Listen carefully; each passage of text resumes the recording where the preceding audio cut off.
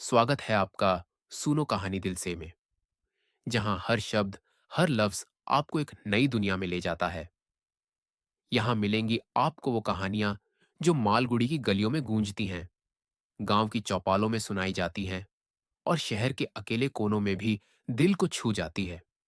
हम लाते हैं आपके लिए ऐसी कहानियां जिनमें जिंदगी की सच्चाई भी है, रहस्य भी, और वो एहसास भी जो आखिरी शब्द के बाद भी दिल में रह जाए। तो बैठ जाइए आराम से, अपनी आंखें बंद कीजिए और चलिए कहानी की उस गलियों में जहां वक्त ठहर जाता है। अन एस्ट्रोलॉजर्स डे, एक ज्योतिषी का दिन मालगुड़ी के भीड़ भाड़ वाले बाजार में रोज की तरह शाम का समय था। सड़क के दोनों किनारों पर तरह तरह के दुकानदार अपनी अपनी दुकानें सजाए बैठे थे। कोई कपड़े बेच रहा था, कोई फल सब्जी, कोई खिलौने, तो कोई मिठाई। उसी भीड़ में एक कोने पर एक आदमी चमकीले रंग का पगड़ी बांधे, माथे पर चंदन का तिलक लगाए, सफेद धोती और कुर्ता पहने बैठा था। उसके सामने एक पुराना पीतल का डिब्बा रखा था, जिसमें ताड़पत्र की पत्तियां, ज्योतिष के चार्ट और कुछ रंग बिरंगे मोती मणिकाएं रखी थीं। यही था उस बाजार का ज्योतिषी। उसकी दुकान कोई स्थायी दुकान नहीं थी, सिर्फ एक चटाई, एक दीपक और कुछ औजार। लेकिन उसकी बोली में एक ऐसा विश्वास और अदाकारी थी कि लोग रुककर अपनी किस्मत जानने को तैयार हो जाते। उसने कभी ज्योतिष की पढ़ाई नहीं की थी, लेकिन सालों के अनुभव और चालाकी से उसने अपनी एक अलग पहचान बना ली थी। वह चेहरे के हाव भाव, कपड़ों की हालत और बोलने के अंदाज से ही आदमी का अतीत और वर्तमान भांप लेता था, और फिर उसे इस तरह सुनाता मानो उसकी जिंदगी की किताब खुली हो। उस दिन भी वह रोज की तरह बैठा था।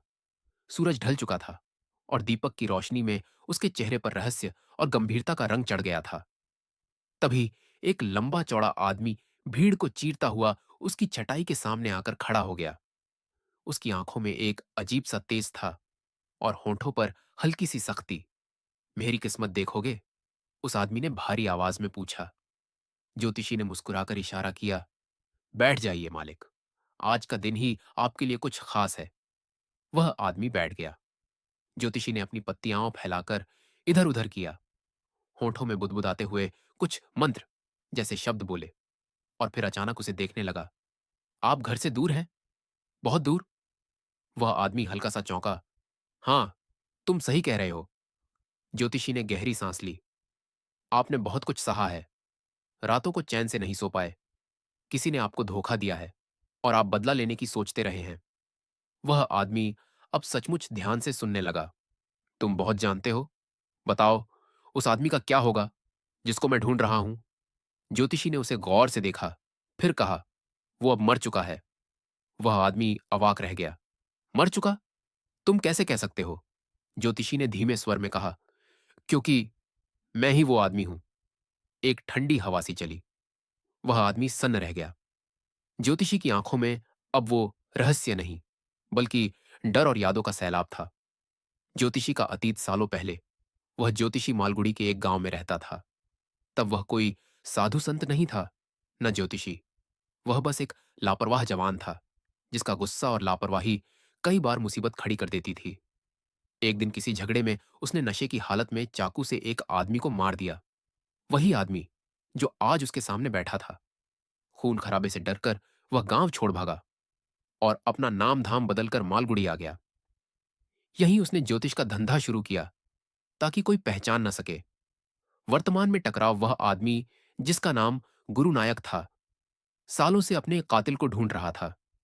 उसे लगा था कि ज्योतिषी बस यूं ही कह रहा है, लेकिन ज्योतिषी ने उसकी पुरानी चोट, उसके कपड़ों के पुराने निशान और घटना की सटीक जगह बता दी। वो पुराना पीपल का पेड़, वही झगड़ा, वही खून। गुरु नायक अब कांप रहा था। तो तुम? ज्योतिषी ने जल्दी से कहा। नहीं, सुनो, मैंने तब सोचा था कि तुम मर गए हो, लेकिन बाद में पता चला तुम बच गए। मैंने तब से कसम खाई कि उस जिंदगी में वापस नहीं जाऊंगा। मैं अब बस लोगों की मदद करता हूं, अपनी गलती का प्रायश्चित। गुरु नायक ने कुछ देर सोचा, फिर बोला, अगर तुम सच कह रहे हो तो मैं तुम्हें छोड़ता हूं, लेकिन मालगुड़ी छोड़ दो। ज्योतिषी ने राहत की सांस ली। मैं वादा करता हूं, समापन गुरुनायक भीड़ में खो गया। ज्योतिषी ने अपने सामान समेटे और घर लौट आया। उसकी पत्नी ने रोज की तरह पूछा, आज कैसा दिन रहा? ज्योतिषी ने गहरी सांस लेकर कहा, आज एक पुराने पाप का बोझ हल्का हो गया। उसकी आंखों में अब एक नई चमक थी, जैसे वर्षों बाद उसने अपने अतीत का सामना किया और जीत गया। अन एस्ट्रोलॉजर्स डे भाग। गुरु नायक के जाने के बाद बाजार की चहल पहल वैसी ही बनी रही। कोई मोल भाव कर रहा था, कोई हंसी ठिठोली। लेकिन ज्योतिषी की चटाई पर अब कोई ग्राहक नहीं था। उसका मन जैसे कहीं और अटक गया था। दीपक की लौ डगमगाने लगी और उसके साथ उसका मन भी। उसने अपने सामान को धीरे धीरे समेटना शुरू किया। पत्तियां एक एक करके, मोती मणिकाएं, पीतल का डिब्बा और चटाई को मोड़ते हुए वह बार बार बाजार के कोने की तरफ देख रहा था, जहां से गुरु नायक गायब हुआ था। घर का रास्ता रात गहरी हो चली थी। सड़क किनारे चाय के खोखे अब बंद होने लगे थे।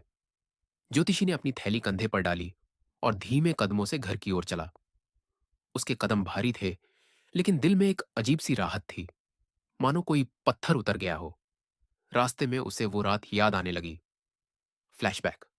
वह रात सालों पहले गांव के मेले में शराब और गुस्से ने उसकी समझ पर ताला लगा दिया था। छोटी सी कहासुनी में चाकू निकल आया। सब कुछ धुंधला था। लाल रंग, भीड़ की चीखें और उसके बाद सन्नाटा। उसे लगा था कि उसने गुरु नायक को खत्म कर दिया है। डर ने उसके पैरों को भागने पर मजबूर किया। वह बिना पीछे देखे गांव से निकल गया और कभी वापस नहीं गया। घर पहुंचना। घर पहुंचते ही उसकी पत्नी शांति ने दरवाजा खोला। आज बहुत देर कर दी? उसने चिंता भरी आवाज में पूछा। ज्योतिषी ने गहरी सांस ली। हाँ, बाजार में थोड़ा काम बढ़ गया था। वह चटाई और डिब्बा एक तरफ रखकर बैठ गया। शांति ने एक कटोरे में खाना परोसा। आज कमाई कैसी रही? ज्योतिषी ने थैली से सिक्के निकालकर जमीन पर रख दिए। बस ठीक ठाक, उसने कहा। लेकिन उसकी आवाज में आज अजीब सी थकान थी। सच का बोझ हल्का होना। खाना खाते खाते शांति ने महसूस किया कि आज वह कुछ सोच में डूबा है। कुछ हुआ है क्या? वह मुस्कुराया, लेकिन आंखों में हल्की नमी थी। आज मैंने अपने अतीत का सामना किया। जिसे मैं मरा हुआ समझता था, वो जिंदा निकला और उसने मुझे माफ कर दिया। शांति ने चौंक कर पूछा, कौन? ज्योतिषी ने सिर झुका लिया। गांव का वही आदमी जिसके कारण मैं यहां भाग कर आया था। सालों से डर में जी रहा था। आज वो मेरे सामने बैठा था, मेरी चटाई पर, और मुझे पहचान नहीं पाया। शांति कुछ पल चुप रही, फिर बोली, शायद भगवान ने तुम्हें नया जीवन देने के लिए ही यह दिन रखा था। भविष्य की नई राह उस रात ज्योतिषी ने मन ही मन तय किया। अब वह ज्योतिष का काम सिर्फ धोखा देने के लिए नहीं करेगा। लोगों के डर और उम्मीद का फायदा उठाने के बजाय वह उन्हें सही सलाह देगा, सच्चाई बताएगा। अगले दिन से उसका अंदाज बदल गया। ग्राहक आते तो वह सीधे कह देता, मैं भविष्यवाणी नहीं कर सकता, लेकिन आपका मन हल्का कर सकता हूं। धीरे धीरे लोगों ने उसे सच्चा ज्योतिषी कहना शुरू कर दिया। गुरु नायक का असर।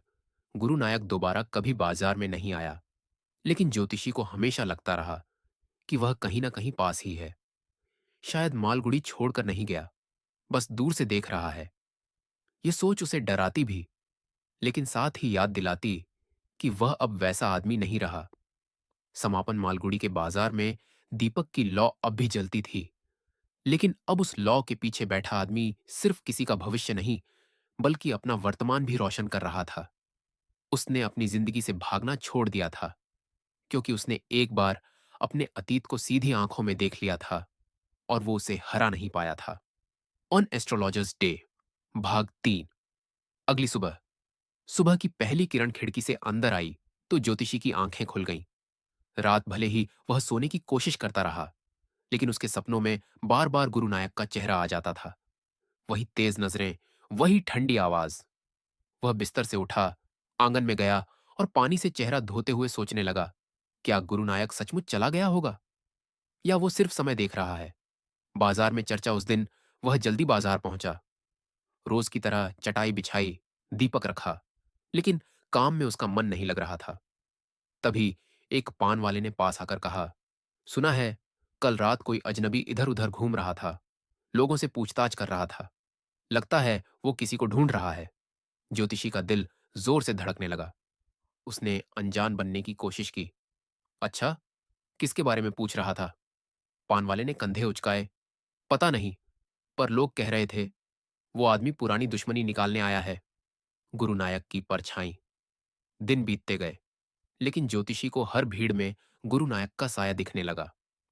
वह ग्राहकों की हथेली पड़ते हुए भी बार बार चारों ओर देखता।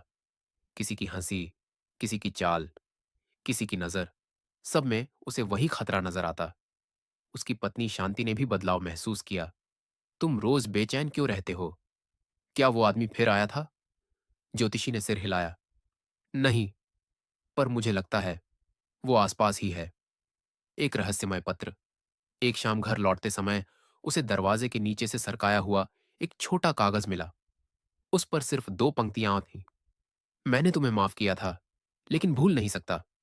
मालगुड़ी छोड़ दो, वरना अगली बार किस्मत तुम्हारे साथ नहीं होगी। ज्योतिषी के हाथ कांपने लगे। उसने चारों ओर देखा। गली सुनसान थी। वह चुपचाप अंदर आ गया। लेकिन उस रात उसे नींद नहीं आई। निर्णय की घड़ी अगली सुबह उसने शांति से कहा, हम मालगुड़ी छोड़ देंगे, किसी और शहर में नया जीवन शुरू करेंगे। मैं फिर से खेतों में काम कर सकता हूं, या छोटा मोटा व्यापार, पर अब यह डर सहन नहीं होता। शांति ने थोड़ी देर सोचा, फिर बोली, अगर तुम्हारा मन यही कहता है तो हम चलेंगे, पर याद रखना, भागना हमेशा हल नहीं होता। अचानक मुलाकात। उस शाम वह आखिरी बार अपनी चटाई पर बैठा था। तभी दूर से वही कदकाठी नजर आई। गुरु नायक! इस बार गुरु नायक सीधे उसके पास आया और बिना बैठे बोला, तुमने मेरा चेहरा देख लिया। अब मैं तुम्हारा नहीं भूल सकता, पर मैं तुम्हें नुकसान नहीं पहुंचाऊंगा। एक शर्त पर। ज्योतिषी ने डरते हुए पूछा। क्या? गुरु नायक बोला, हर महीने मुझे एक चिट्ठी भेजना, जिसमें यह लिखना कि तुम अब भी यहां हो और अपना काम कर रहे हो। अगर एक भी महीना चिट्ठी नहीं आई तो समझो खेल खत्म। ज्योतिषी समझ नहीं पाया। तुम चाहते क्या हो? गुरु नायक ने हल्की मुस्कान दी। बस ये कि तुम्हें हमेशा याद रहे, तुम्हारा अतीत तुम्हारे पीछे है। मैं चाहता हूं तुम उसी डर के साथ जियो जिस डर के साथ मैं जिया हूं। अधूरा। अंत गुरु नायक भीड़ में खो गया। लेकिन इस बार उसके जाने के बाद भी ज्योतिषी को चैन नहीं मिला। अब वो जान चुका था कि भागकर भी वो आजाद नहीं होगा। अतीत की परछाई हमेशा उसके पीछे रहेगी, कभी नजर से, कभी ख्याल से। और मालगुड़ी के उस बाजार में दीपक की लौ के पीछे बैठा एक आदमी हर हाथ की लकीरों में अब सिर्फ एक ही सच ढूंढता था। क्या इंसान सचमुच अपने अतीत से बच सकता है?